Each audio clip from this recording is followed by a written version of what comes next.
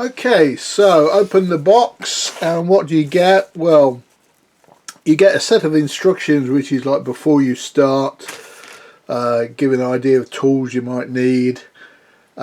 First step is to wash all the parts because they're all injection molding and you can get some residue left on the plastic, so to make it easier to paint you wash the parts. Various ideas. Do not use too much glue. I need to remember that one. Cutting them from what's called the sprue. You can use clippers or a knife. Side cut clippers are probably easier. Okay, so you get that, and then you also get the full set of there's various warnings in all the different languages. Then you get the installation instructions, assembly instructions.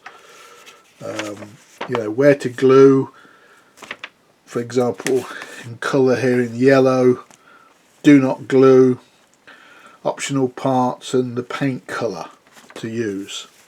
So that goes through the stage of the construction. So I'll need to follow that very closely right to the end, and then placing. There's two options here. You can either have it in flight mode where you put it on the stand, or you can have it with the wheels down on the ground. That's an option you have with this kit. On the box, by the way, as I mentioned, you get the paints, and you get the small paintbrush from Humbrol number 2. You can join, there's an Airfix modelling club now, and on the box there is, let's see if I can find it. Perhaps it's not on this box. Some of them have like a point system. Yeah, it's here.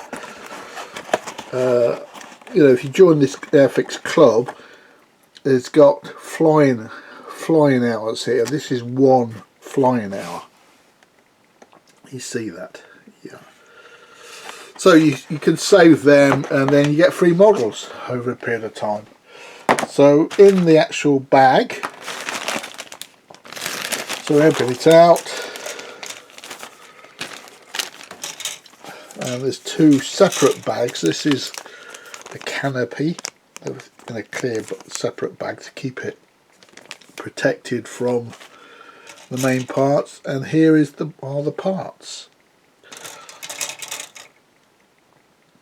I think it's 27, so not that extensive. Hopefully managed to cope with that.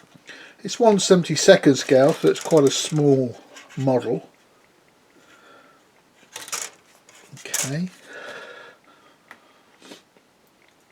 That actually is the stand. Look, it looks like the Spitfire, but it's actually the stand. So there we go. So the next stage is to start cutting some of these off, following the instructions, and also going to follow very useful video on YouTube by Airfix to help assemble it. Okay, so I hope you keep following.